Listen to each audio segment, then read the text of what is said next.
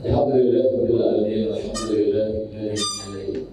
Binifatihi fatim as-salihat wa bi'afihi tuqadul dhunub was-sayyiat wa bi'karamihi tuqadul a'taya wal-hasanat. Asyhadu an la ilaha illallah wahdahu la syarika lahu wa asyhadu anna Muhammadan abduhu wa rasuluhu la nabiyya ba'dahu. الذي أدى الأمانة وبلغ الرسالة ونصح الأمة وجاهد في سبيل الله حق جهاده. اللهم صل وسلم وبارك على هذا النبي الكريم نبينا محمد المصطفى صلى الله عليه وسلم وعلى آله وأصحابه أجمعين. أما بعد، يقول الله جل وعلا في محكم كتابه وهو أصدق القائلين: أعوذ بالله من الشيطان الرجيم. يا أيها الذين آمنوا اتقوا الله حق تقاته ولا تموتن إلا وأنتم مسلمون. Bapak Ibu sekalian yang saya hormati, Allah Ta'ala muliakan, kita bersyukur atas segala nikmat yang Allah karuniakan kepada kita, terutama nikmat iman, nikmat Islam, nikmat kesehatan, nikmat dimudahkannya kita untuk melaksanakan sholat duhur kita secara berjamaah, dan nikmat kita dapat hadir di majelis ilmu dalam rangka kita mengkaji hayatus sahabat, kehidupan para sahabat-sahabat Rasulullah SAW, dan kita punya mohon kepada Allah mudah-mudahan apa yang kita lakukan bersama Allah Ta'ala catat sebagai amal soleh kita yang kelak akan menjadi pembawa timbangan kebaikan kita di akhirat. Amin ya rabbal alamin. Saat tadi kita sampaikan pada sahabat kita Rasulullah SAW, sekeluarga, para sahabat dan seluruh pengikut hidup kita yang mulia. Bapak Ibu sekalian rahimakumullah wa azakumullah, kajian tentang Tarikhul Khulafa, sejarah Khulafa Rasyid sudah kita tuntaskan dalam bahasan yang terakhir, yaitu tentang sahabat Ali. Nah, kita akan lanjutkan kajian dengan 10 sahabat Rasul yang dijamin masuk surga. 4-nya Khulafa Rasyid sudah.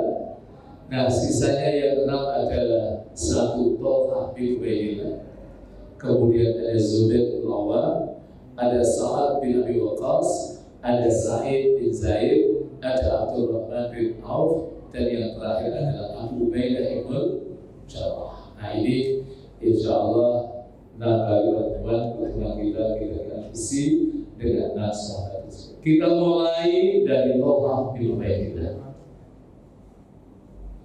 Siapa Thalhah bin Ubaidillah ini? Nah, ini nama beliau Thalhah bin Ubaidillah, dan beliau merupakan salah satu sahabat Nabi yang berasal dari suku Quraisy. Jadi Al-Quraisy. Thalhah bin Ubaidillah Al-Quraisy, dan itu memberikan satu isyarat betapa memang mulianya nasab ini. Tapi nasab ini kan memang takdir. Bapak-bapak, ibu ketika berada di alam rahim kan tidak bisa pesan-pesan, karena ini adalah takdir. Maka kalaulah kemudian mereka punya nasab, dan nasab itu adalah berasal dari kabilah yang mulia Quraisy, maka mereka harus bersyukur kepada Allah.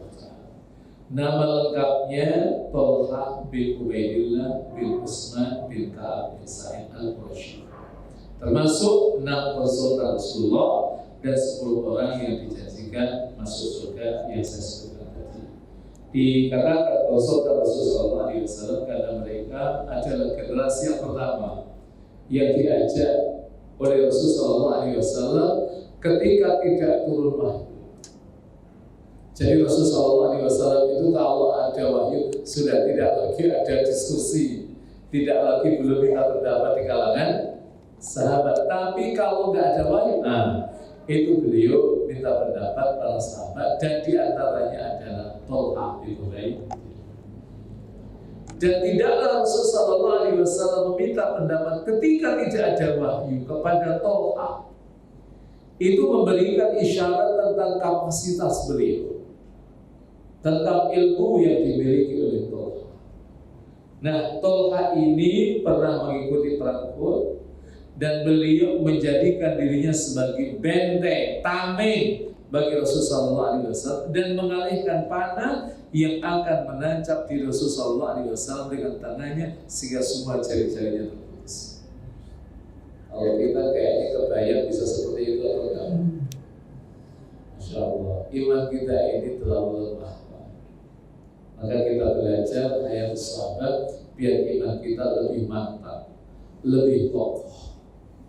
Bagaimana perjuangan dulu para sahabat untuk membentengi Rasul dan kemudian mereka secara pribadi di dalam menghadirkan konsistensi mereka terhadap agama Allah di dirinya. Karena nanti Tolha itu bukan tanpa ujian ketika beliau masuk Islam. Nah, ini sebagai mukaddimah. Nah, sekarang kita bicara tentang kedermawanan beliau. Jadi kalau kita kayaknya juga nggak bisa nyanyi sifat sahabat, sifat kedermawanan dari sahabat Allah.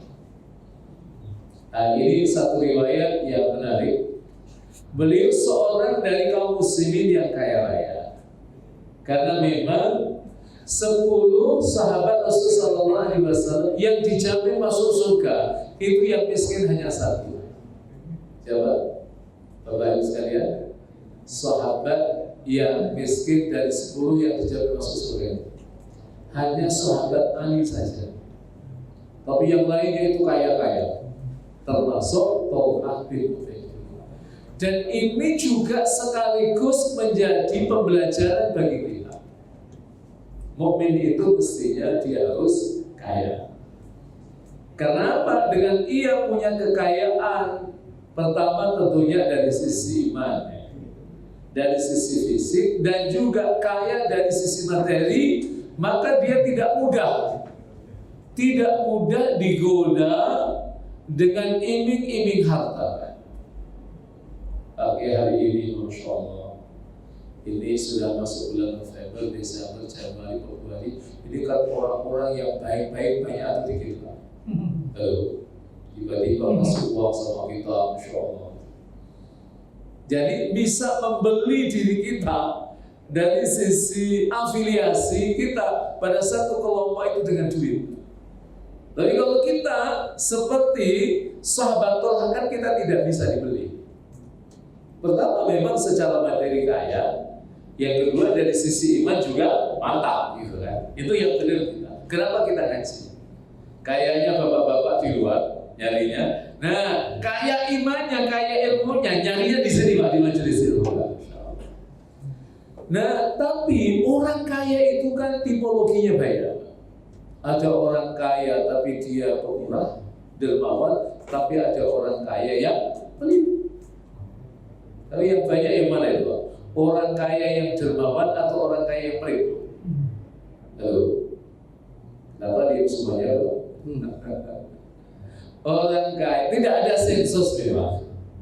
Agar tetapi lazimnya kalau orang itu dia kaya dan dia rajin ngaji, maka insya Allah dia akan menjadi dermawan. Sekalipun itu melalui proses. Kita ini kan berinteraksi dengan banyak orang, cukup lama, dan kita tahu perkembangan mereka dari satu waktu ke waktu.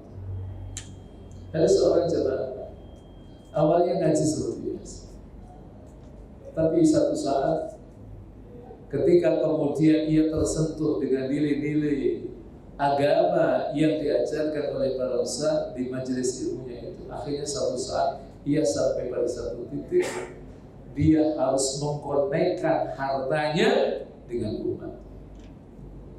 Sampai pada akhirnya dia hartanya itu selalu dikonekkan dengan masjid. Jadi beliaulah orang yang setiap hari ngasih makan kepada semua jamaah yang melakukan sholat subuh di masjidnya. Nah, kecuali tentunya hari Senin dan hari Kamis kalau beliau menghormati jamaah yang puasa sunnah. Itu Masya Allah ada. Dan itu hanya satu orang saja. Padahal yang dikasih makan itu hanya, karena masjid besar ya, jadi itu ada sekitar jamaahnya sekitar 150 orang sampai 200 orang. Kalau yang ngasih makan 50 orang, Ya, satu pekan sekali 200 orang, satu pekan saya kenal banyak orang. Tapi ini setiap hari itu jarang-jarang. Subhanallah. Kenapa dia bisa seperti itu? Karena keimanan dia, karena keyakinan dia. Dan itu melalui proses, Pak. Tidak bisa tiba-tiba orang itu dermawan, itu nggak bisa. Tapi kita bisa memulai. Dan kita bisa menduplikasi apa yang dilakukan oleh Thalhah bin Ubaidillah. Ada yang mereka memulai satu pekan sekali ngasih makan kepada mereka para pemburu. Ada yang kemudian dalam satu pekan sekali itu mereka kasih, pokoknya saya bisa kasih kepada Anda sekalian itu hanya 10 bungkus. Ini real, Pak.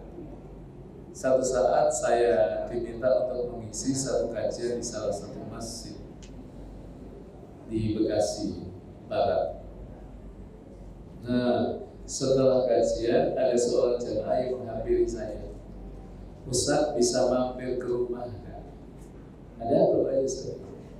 Ya sekedar sarapan malam. Ya karena saya pas waktu itu nggak ada acara, akhirnya saya iya kan. Dan ternyata ngajak beberapa jemaah masjid dan kemudian kita sarapan pagi. Kan ada kaidah SMP Pak. Sudah makan? Belum. Tapi saya tidak terlalu kasar gitu. Ya kita ngobrol sebentar tentang masjid dan doa. Setelah cukup, nah saya pamit. Tapi ketika saya keluar dari rumahnya, di depannya ada beberapa orang. Saya tanya, Pak Haji ini mereka siapa? Ini Ustaz, alhamdulillah ini para pemulung yang ada di luar komplek kami. Dan kami alhamdulillah sejak 1 tahun yang lalu saya bilang sama mereka agar setiap hari Ahad pagi sekitar jam 6:30 sampai jam 7 tolong ambil makanan di rumah saya. Tapi saya bisanya ngasih hanya 10 bungkus. Maka tolong nanti secara bergantian saja. Karena memang mampunya segitu dan alhamdulillah mereka bisa mengatur itu. Mengatur di antara komunitas mereka. Dan beliau mengatakan, alhamdulillah setelah saya memberi kepada para pemulung itu, saya merasakan hidup saya itu barokahnya itu luar biasa. Nanti bapak-bapak, ibu-ibu sekalian lihat, kan tidak harus 10 orang kan? Kita bisa memulai 2 orang, 3 orang, tapi lakukan secara konsisten. Nanti bapak ibu akan melihat betapa hidup ini kok terasa nikmat. Karena ada hadis Rasul kan, khairun nasi anfa'uhum linnas, sebaik-baik manusia adalah mereka yang paling banyak memberikan manfaat kepada manusia. Kan Allah juga katakan la yukallifullahu nafsan illa wus'aha, dalam batas yang kita mampu itulah kita berubah. Nah, Thalhah ini beda. Beliau ini orangnya memang kaya-kaya, Pak. Maka satu saat istrinya yang namanya Su'dah bin Auf, pada suatu hari istrinya melihat Thalhah sedang murung dan duduk termenung sedih. Maka melihat keadaan suaminya, sang istri segera menanyakan penyebab kesedihannya dan Thalhah menjawab. Apa kata beliau? Uang yang ada di tanganku sekarang ini begitu banyak sehingga memusikkanku. Ya, orang kayak gini banyak atau gitu? Jadi pusing dengan duitnya yang banyak. Ya kalau yang banyak kan pusing karena nggak ada duit. Ini duitnya banyak pusing Pak. Masya Allah. Luar biasa.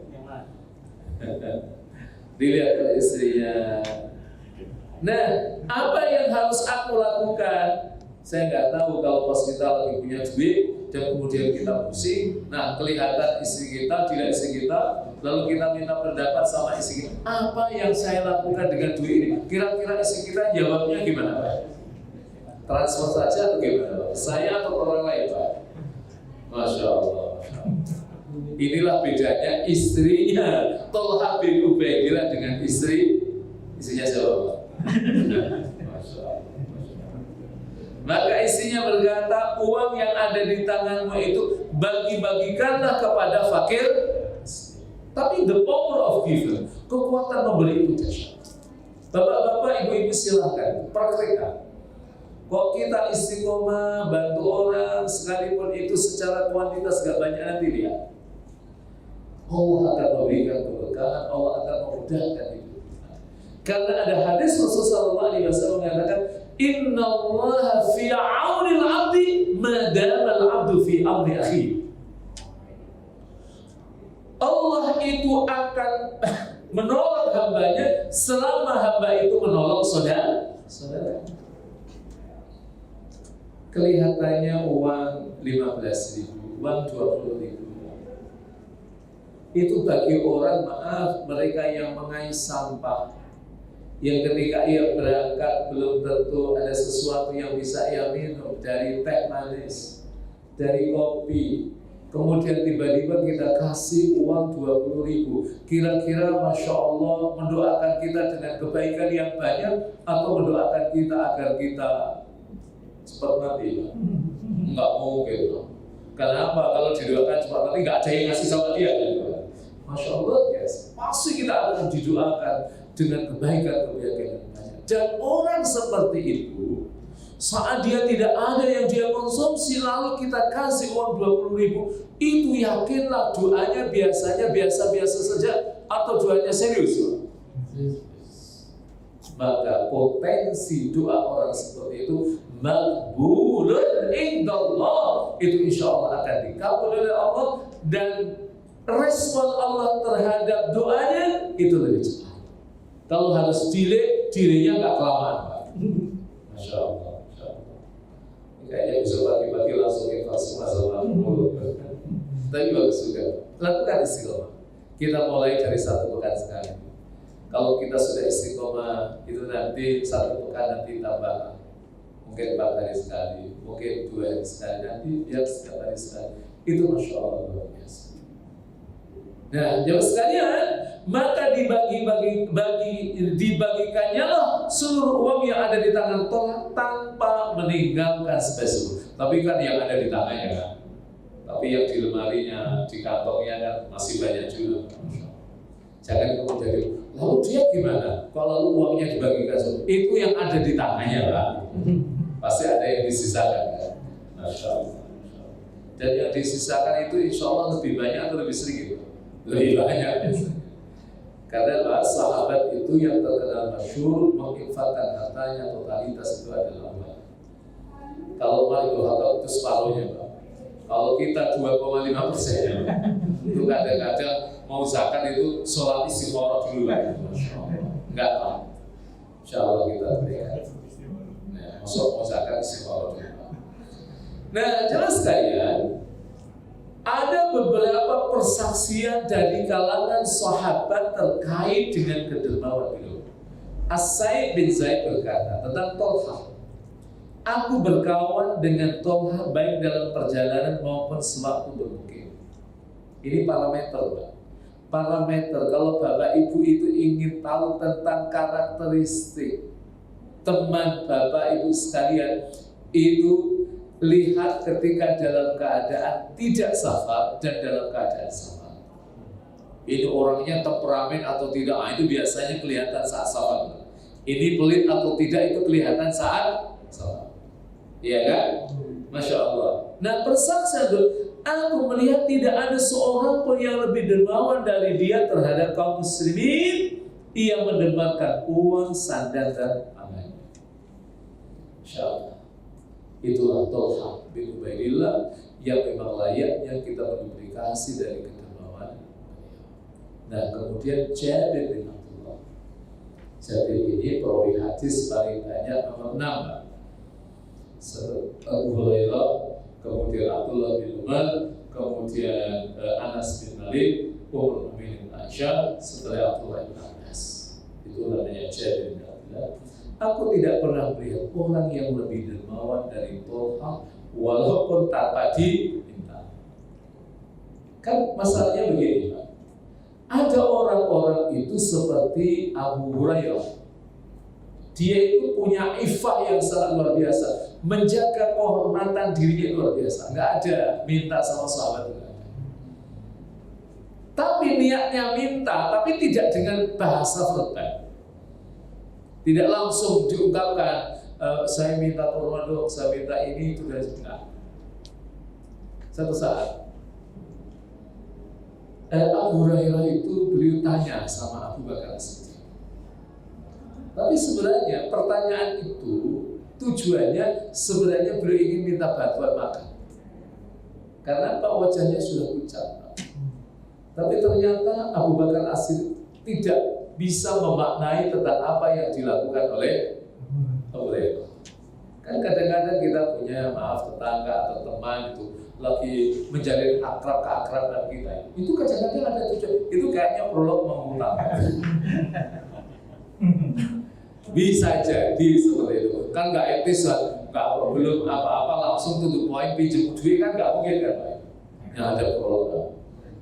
Tapi jangan curiga juga, tidak selalu seperti itu gitu kan. Kadang-kadang juga ada motif murni ingin menjalin keakraban dengan kita. Karena memang tipologi mukmin itu kata Rasul, la yu'minu ahadukum hatta ya'lafa wa yulafa. Jadi tidaklah sempurna keimanan seorang mukmin sampai ia mudah akrab dan mudah diakrabi. Jadi kalau ada orang yang akrab sama kita, ya jangan kemudian curiga gitu kan. Tapi memang ada juga yang membangun keakraban, tapi ingin melakukan investasi jangka panjang. Masya Allah. Tapi nggak boleh kita suudzon sama orang lain. Berbuat baiklah, bersangka baiklah kepada saudara-saudara. Jadi itu jamaah sekalian, Abu Hurairah ketika tanya itu tujuannya agar nanti Abu Bakar itu peka, ini pucat, ini butuh makanan, tapi tidak mau. Nah, ketika tanya Rasulullah, Rasul langsung Rasul, udah ini kamu butuh korma itu, langsung dikasih korma oleh Rasul Sallallahu Alaihi Wasallam. Rasul tidak. Jadi maka beliau dijuluki Tolha Safi, Tolha orang yang dermawan, Tolha orang yang mengalirkan harta, Tolha adalah simbol kebaikan dan kebahagiaan. Itu kedermawanan beliau. Yang kedua, ini tentang keislaman beliau. Keislaman beliau ini terkait dengan perjalanan bisnis beliau ke Syam. Syam itu meliputi 4 negara. 1 Palestina, kedua Yordania, kemudian Lebanon, 1 lagi adalah Syria. Dan Syam ini terkenal dengan orangnya yang laki ganteng-ganteng, yang perempuan. Makanya kalau bapak-bapak suatu saat nanti mungkin ada rezeki, haji sudah, umrah sudah, ingin menapaktilasi perjuangan para sahabat-sahabat Rasul, bisa ke area Syam. Karena Syam itu kan dulu menjadi pusat bisnis. Jadi kalau Bapak Ibu sekalian itu baca surat Quraisy kan, li'ilafi Quraisy, ilafihim rihlatasyita'i was-sayf. Nanti kalau kita membuka di dalam tafsir, termasuk juga tafsir Ibnu Katsir yang nama aslinya adalah tafsir Quran Al-Azim. Itu yang dimaksud dengan rihlatasyita'i was-sayf, itu perjalanan pada musim penghujan dan musim kemarau, itu ila Syam wal Yaman. Jadi 2 negara itu sudah ada pada masa Rasul, yaitu Syam dan Yaman. Dan sahabat-sahabat Rasulullah SAW yang ke Syam itu mayoritas. Kan Rasulullah SAW sendiri kan pernah dagang ke Syam kan? Yang ketika usia remajanya gagal karena ketemu dengan pendeta kan? Itu pamannya Abu Thalib ditanya kan, ya Aba Thalib ma makanatu hadzal ibni minka, apa posisi anak ini dari kamu? Lalu Abu Thalib mengatakan hadza ibni. Itu pendeta itu langsung bengong Pak. Kenapa bengong? Bengong menunjukkan ketidakpercayaan. Ini semua tanda-tanda kenabian itu ada pada anak ini. Yang tidak ada itu adalah bapaknya masih hidup. Maka diklarifikasi, ini siapa sebenarnya? Haza ini anakku. Masih nggak percaya lagi. Man haza? Maka itu hadzal ibni minka. Apa posisi anak ini dari kamu? Baru Abu Thalib mengatakan, hadza ibnu akhi abuhu tuwfiya wa ummuhu qabla. ini adalah anak saudaraku, bapaknya meninggal saat ibunya dalam keadaan sodakta. Ini baru benar, ini baru benar. Karena ada dalam kitab mereka. Maka setelah itu beliau meminta kepada Abu Thalib agar jangan melanjutkan perjalanan ke Syam. Tapi baru nanti melakukan perjalanan ke Syam itu setelah nanti jelang pernikahan beliau dengan Khadijah radhiyallahu anha. Ini karyawan baru, tapi anehnya dikasih barang-barang yang bagus dan kemudian diminta dagang ke Syam karena di sana adalah pusat bisnis. Dan dimintalah Maisarah untuk menamai Rasul. Tapi tolong Bapak Ibu jangan curiga sama Maisarah. Karena apa? Maisarahnya orang Jakarta dengan Maisarahnya orang Makkah itu beda. Kalau di Jakarta Maisarah itu laki-laki atau perempuan? Perempuan. Jadi khawatir, ini Nabi kok berdua sama Maisarah gitu.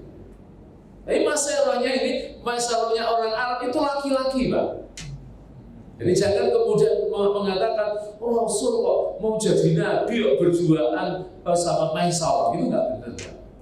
Kalau dikatakan itu perempuan, Maisarah itu laki-laki. Buktinya nanti kalau kita membaca dalam kitab As-Sirah An-Nabawiyah dalam bahasa Arab, itu kata ganti yang kembali pada Maisarah itu selalu hu. Hu itu adalah kata ganti orang ketiga, ghaib, dhamir ghaib itu untuk laki-laki. Itu. Nah, disitulah kemudian nanti beliau di Syam berdagang dan cukup berhasil.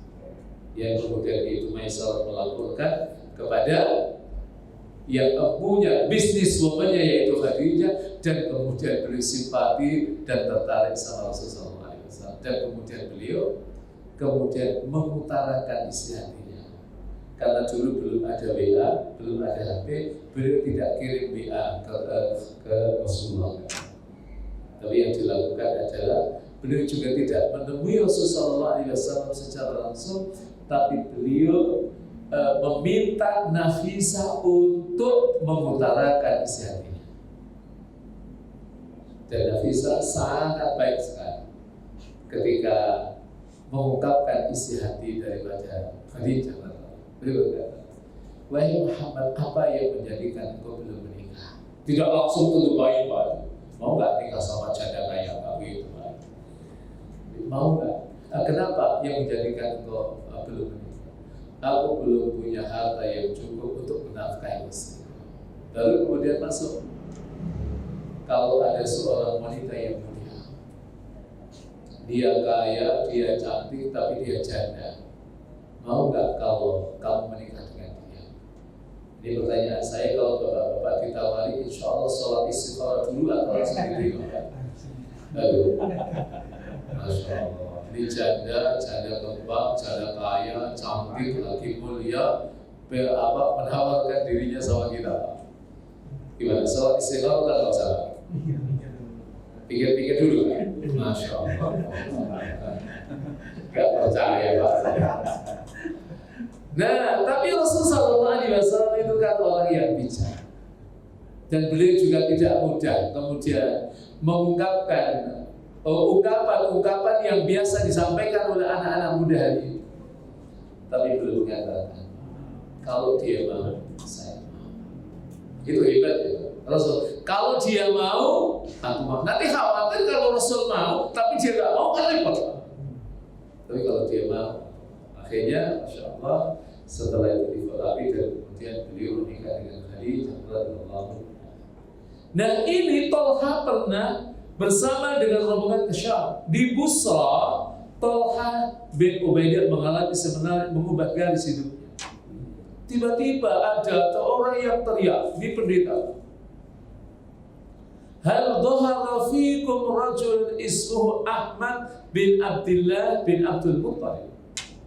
Sudah munculkah di tengah kalian seorang laki-laki di Makkah yang namanya Ahmad bin Abdullah bin Abdul Muttalib? Masya Allah. Tapi ketika dia ditanya, hal minkum man min Makkah, apakah di antara kalian ada orang dari Makkah? Beliau mengatakan ana bin Makkah. Ana bin Makkah. Baru setelah itu pendeta itu mengatakan hal dhahara fiikum rajulun ismuhu Ahmad bin Abdullah bin Abdullah. Karena apa? Nama Ahmad itu zaman sekarang itu memang populer di kalangan ahli kitab.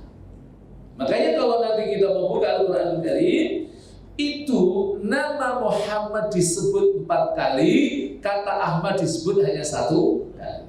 Dan itu kaitannya dengan orang-orang ahli kitab. 4 kali kata Muhammad, pertama Ali Imran 144. Nanti Bapak Ibu lihat. Yang kedua surat 33 Al-Ahzab ayat 40. Yang ketiga surat yang ke-47 namanya surat Muhammad ayat yang kedua.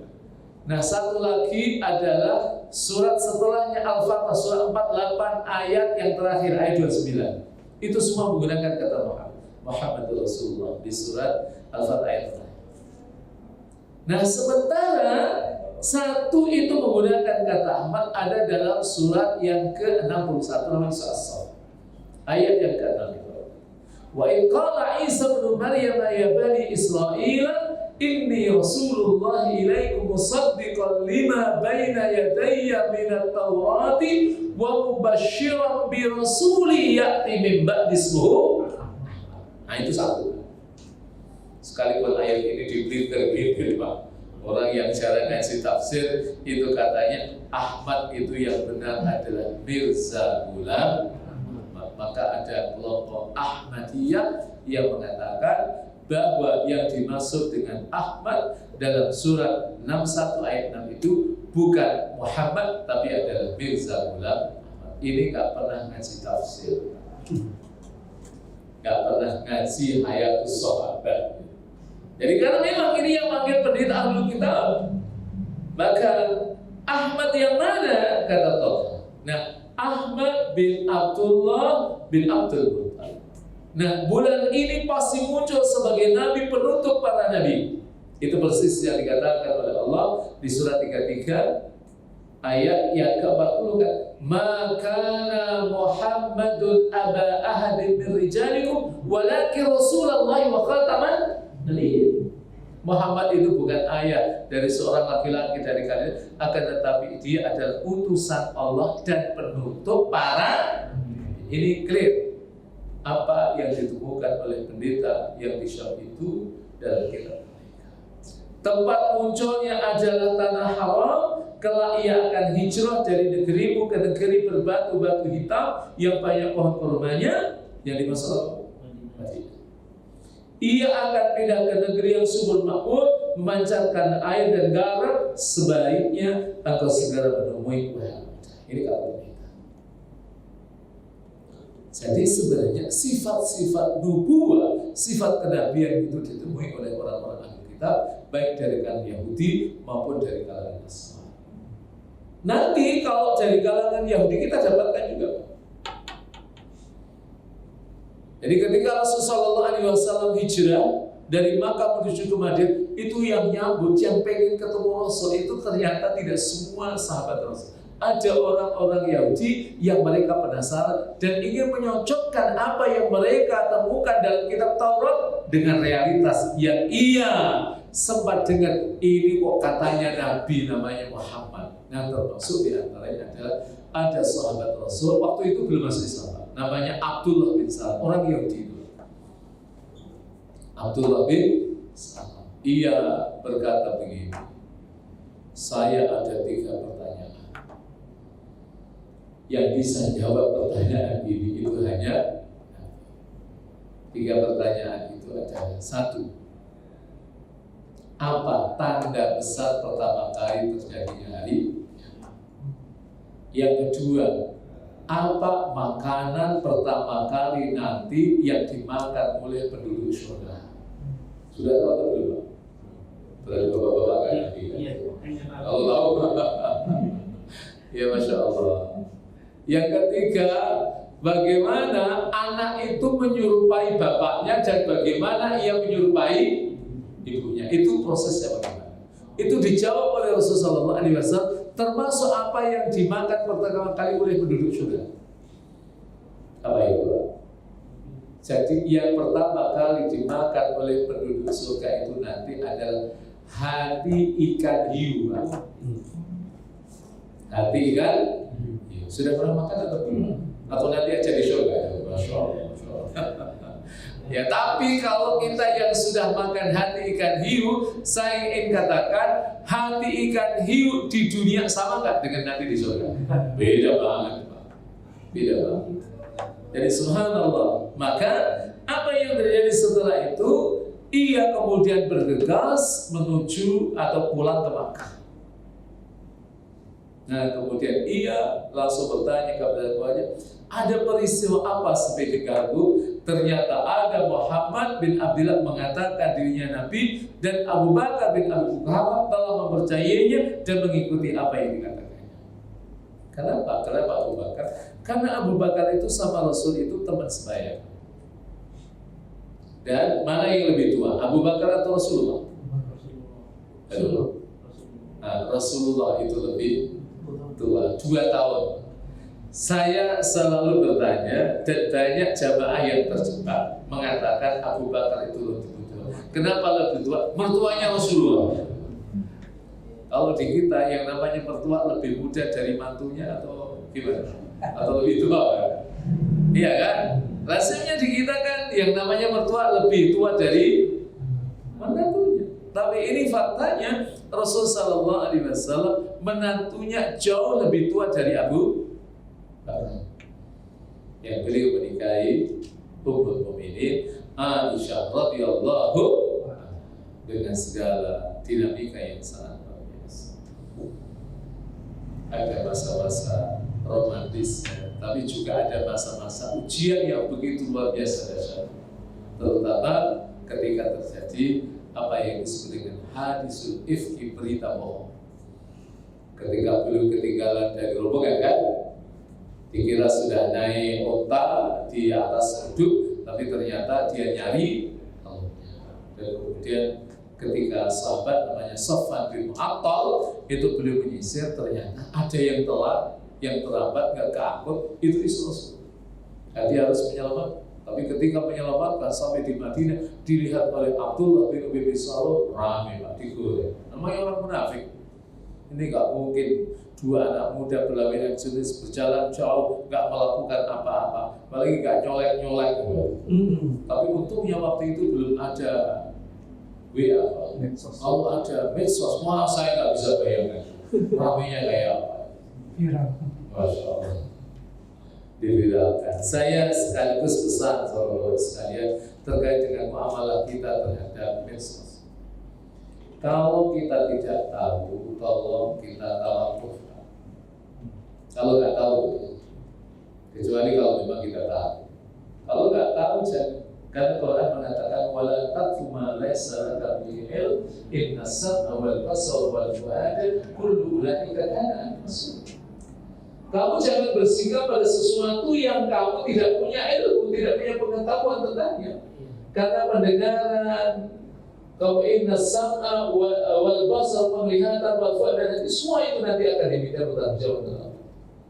Apalagi hari-hari ini, Masya Allah, itu postingan, yang TikTok, yang video, yang WA, itu kan banyak melimpah. Itu yang hoax banyak kan? Masya Allah, kita kadang-kadang yang hoax itu banyak, tapi karena kita punya nafsu, akhirnya ikut-ikutan juga. Hati-hati, hati-hati. Agar kita nanti urusan di akhirat kita tidak terlalu banyak, tidak terlalu banyak. Nah, jelas sekalian, aku kenal Abu Bakar. Dia orang yang lapang dada, penyayang dan lemah. Dia pedagang yang berbudi tinggi dan teguh. Kami berteman baik. Banyak orang menyukai majelisnya karena dia ahli sejarah Quraisy. Ini apa yang ada dalam hadis Allah. Karena memang kalau ini hari-hari ini ramai juga masalah nasab kan, yang diperdebatkan tentang takwil ya. Ya kita nggak usah gitu kita. Mau kita nggak ahli ya, mau filternya juga ada. Ya udah serahkan mereka yang ahli. Pokoknya kalau kita nggak tahu Jangan kemudian memaksakan diri kita. Ini kayaknya tahu. Kita ini sekarang ini kan lihat. Dia bukan ahli politik, ngomong politik Pak. Lalu, banyak apa Pak? Ini kalau kita lihat di warung-warung kopi, wah ini kayaknya paham politik juga itu. Kuliahnya dulu jurusan politik semua. Wah ini semuanya kayak bisa semuanya. Masya Allah, Masya Allah. Kayaknya pernah bergaul dengan capres semua Pak. Padahal ketemu aja nggak pernah gitu. Salaman aja nggak pernah gitu. Kayaknya wakrabnya luar biasa. Kalau memang kita tidak tahu jangan. Kecuali kalau kita memang tahu itu masalah lain. Nah setelah itu Talha langsung mencari Abu Bakar As-Siddiq dan berkata, benarkah Muhammad bin Abdullah menjadi nabi dan engkau mengikut? Ya. Abu Bakar mengatakan, nah, ya. Karena Abu Bakar kan beliau tidak pernah memang mendapati Rasulullah SAW itu adalah pendusta. Karena seorang nabi dibekali oleh Allah sifat namanya sifat as-sidq. Iya kan? Dan Abu Bakar itu selalu membenarkan apa yang dikatakan oleh Rasulullah SAW, termasuk nanti pada tahun 10 kenabian ada peristiwa yang namanya Isra dan jadi waktu itu belum ada kamera. Rasul waktu Isra dan Mi'raj juga nggak pakai kamera kan gitu, nggak pakai HP kan, Masya Allah. Jadi Rasul waktu itu juga ingin menghadirkan bukti secara faktual dengan alat namanya media memang nggak ada HP, apalagi disotek kayak gini. Maka disitulah kemudian beliau ketika ingin diprovokasi oleh orang-orang Quraisy, karena oleh masyarakat Quraisy, masyarakat Makkah dianggap apa yang disampaikan oleh Rasulullah SAW itu sesuatu yang sangat fatal. Karena dalam logika mereka nggak mungkin itu peradaban manusia belum maju melakukan Isra dan Mi'raj hanya satu, itu impossible. Maka sampai kemudian mereka itu menguji Rasulullah SAW, menguji Rasulullah. Tapi apa yang mereka uji itu Masya Allah itu selalu bisa dijawab oleh Rasulullah. Termasuk tadi Pak, ketika Abdullah bin Salam itu tanya, apa tanda pertama kali terjadinya hari kiamat? Apa yang dimakan oleh penduduk surga pertama kali? Bagaimana itu seorang anak kok bisa menyerupai bapaknya dan ibunya? Rasul mengatakan, baru saja datang kepada Jibril, udah habis semuanya. Jadi sebelum ditanya, Jibril sudah diberitahu, nanti akan yang tanya sama kamu Muhammad. Ini jawabannya, Masya Allah. Makanya sama juga dalam kasus ketika Rasul melakukan Isra dan Mi'raj, ketika beliau mengabarkan ketika orang-orang Quraisy melakukan provokasi, itu jawaban Abu Bakar mengatakan, "Lau kana alladhi qala hadha Muhammad la saddaqu." Jika itu yang mengatakan pasti benar. Dan ketika dites ternyata semuanya bisa jawab semuanya, berapa pintunya gitu kan, dan lain sebagainya. Itu Rasulullah SAW bisa menjawab semuanya karena memang beliau adalah Nabi Allah, ya kan, diberi jaminan atas kebenaran apa yang dilakukan dengan caranya Allah sendiri. Maka jemaah sekalian, Talha segera menemui Abu Bakar untuk menanyakan keluarga tersebut. Talha menceritakan tentang pertemuannya dengan pendeta Busra. Abu Bakar As-Siddiq tercengang lalu mengajak Talha untuk menemui Muhammad dan menceritakan peristiwa yang dialaminya dengan pendeta Busra di hadapan Rasul. Talha langsung bersyahadat, asyhadu an la ilaha illallah wa asyhadu anna Muhammadan. Karena memang cara Allah memberikan hidayah kepada para sahabat itu satu dengan yang lain itu beda-beda.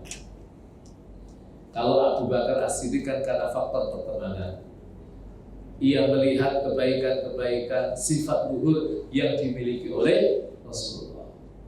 Kalau nanti Umar beda, Umar itu agak belakangan dikit, tapi pada masa periode dakwah di Makkah. Itu karena apa? Beliau mendengar adiknya membaca surat Toha yang begitu luar biasa indahnya. Dari satu jeda ke jeda yang lain itu sangat indah. Kalau Bapak Ibu sekalian belajar ulumul Quran, itu ada bab namanya fasilah. Fasilah itu jeda dari satu ayat ke ayat berikutnya itu indah sekali. Sekalipun juga mereka yang mengkritisi ayat Quran itu selalu ada yang mereka kritisi. Termasuk yang mereka kritisi itu surat Asy-Syams.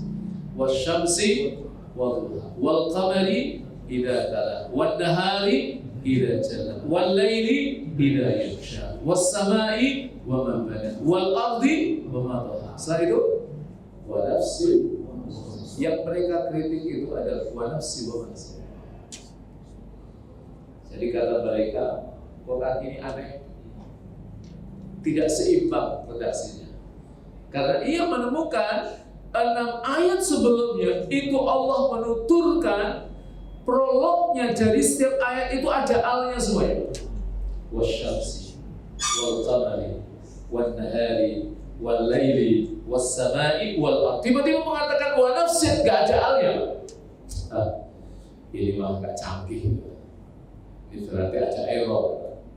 Dan 6 ayat sebelumnya ini, 2 ayat itu selalu berpasang-pasangan. Wasyamsi pasangannya wan nahari pasangannya lail, siang. Kemudian wassamai pasangannya wal ardi bumi. Tapi ini wa nafsin, enggak ada pasangannya sendiri, enggak pakai al gitu. Itu sampai ada yang kritisi kayak gitu. Kalau kita kan kayaknya enggak pernah mikir kayak gitu ya. Lalu pernah mikir sampai gitu atau enggak pernah Pak?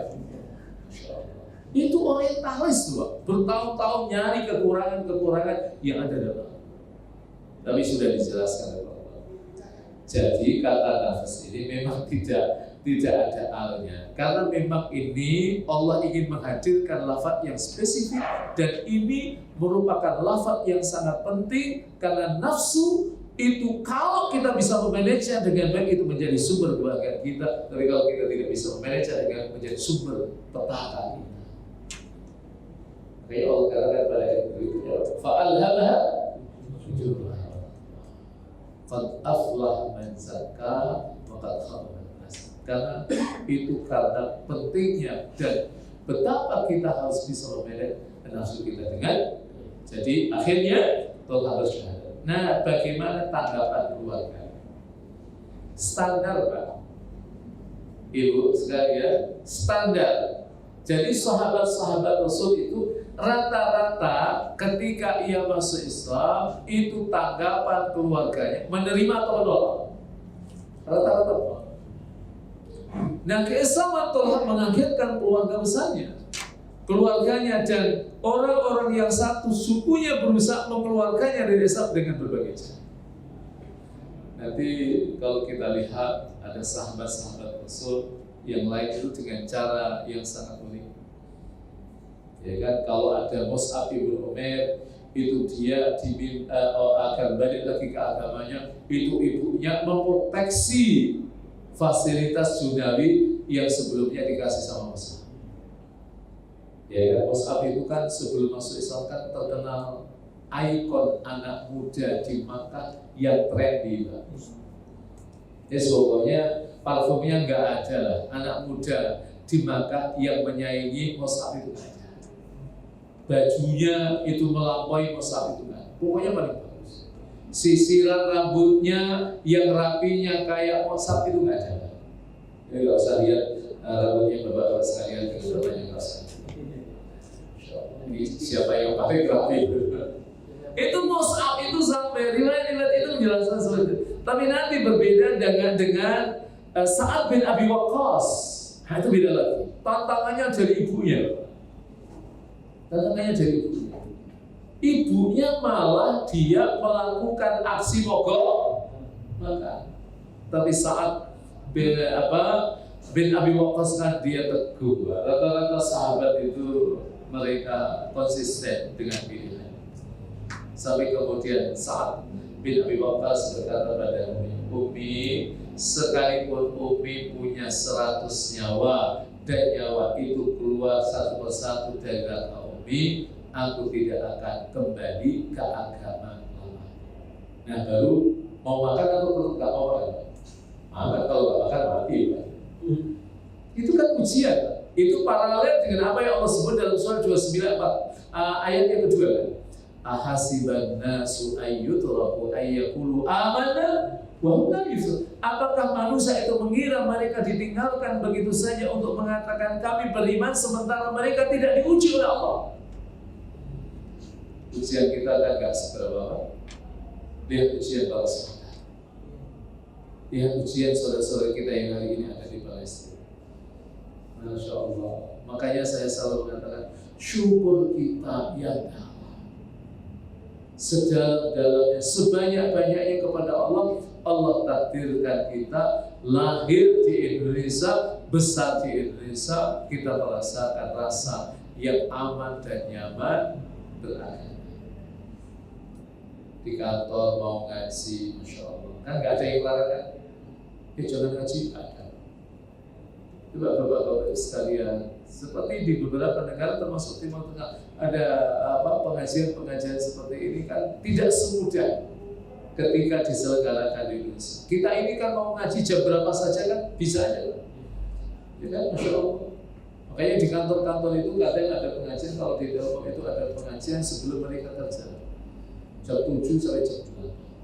Nanti ada juga di beberapa perusahaan yang mensiasati kalau ada tahsin misalnya itu mereka karyawan diperbolehkan keluar untuk ngaji selama 30 menit secara bergantian. Itu ada yang seperti itu. Ada juga nanti Masya Allah habis duhur seperti ini ada kajian. Nanti ada pengajian lepas kerja. Tapi selalu saya mengatakan tolong pengajiannya jangan dinamai dengan pengajian lepas kerja. Kalau dinamai lepas kerja itu nanti yang hadir banyak yang lepas. Karena saya punya pengalaman di Tamrin itu saya ada pengajian di salah satu bank yang di merger. Jadi itu kan paling wajib hadir Pak, zaman dulu. Dari direktur, dirutnya sampai paling bawah itu wajib hadir dan mereka harus tanda tangan. Ini tanda tangan ketika pengajian baru mulai 10 menit, mulai satu persatu akan tangan izin ke toilet Pak. Izin ke toilet lama banget karena nanti kan dia harus tanda tangan lagi waktu pulang. Jadi pengajian 5 menit, 10 menit baru mau selesai, baru masuk itu Pak. Itu pengajian namanya, pengajian lepas kerja. Maka banyak yang lepas. Baik, siksaan demi siksaan mulai mendera tubuh anak muda yang santun ini, yaitu Thalhah bin Ubaidillah. Sekelompok muda mengiringnya dengan tangan terbelenggu di lehernya. Allah Akbar. Orang-orang lari sambil mendorong, memucuk, memukuli kepalanya.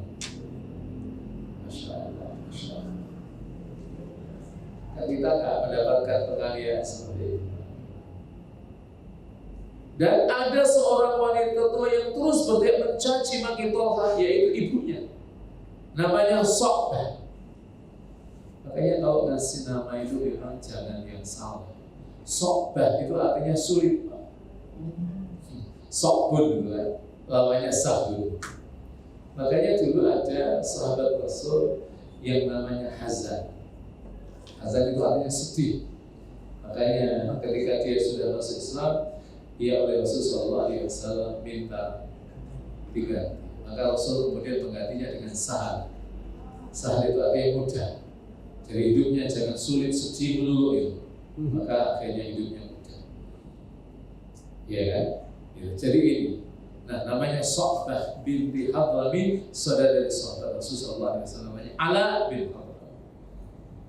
Nah, walau disakiti dan dimalukan oleh orang-orang yang sangat mencintainya dan dihormatinya, keyakinan dan keimanan tidak bergeming. Itu standar bahasa. Ya, saya kira kita tahulah ketika membaca buku tentang hayat sahabat yang disiksa dengan siksaan yang begitu luar biasa dahsyatnya. Ada Bilal bin Rabah, ya kan? Ada Sumayyah, ada Alu Yasir, keluarga Yasir itu. Sumayyah yang kemudian ia dibunuh oleh tuannya, sangat luar biasa. Alu Yasir, keluarga Yasir, itu mendapatkan intimidasi yang sangat luar biasa. Jadi yang sekalian, rahimakumullah wa a'azzakumullah. Nah, kenapa mereka para sahabat itu tidak mudah? Mereka bergeming pindah kepada kondisi sebelumnya karena mereka berislam itu basisnya adalah ilmu. Karena ada orang-orang juga masuk Islam setelah itu murtad lagi, setelah itu Islam lagi, ada tidak?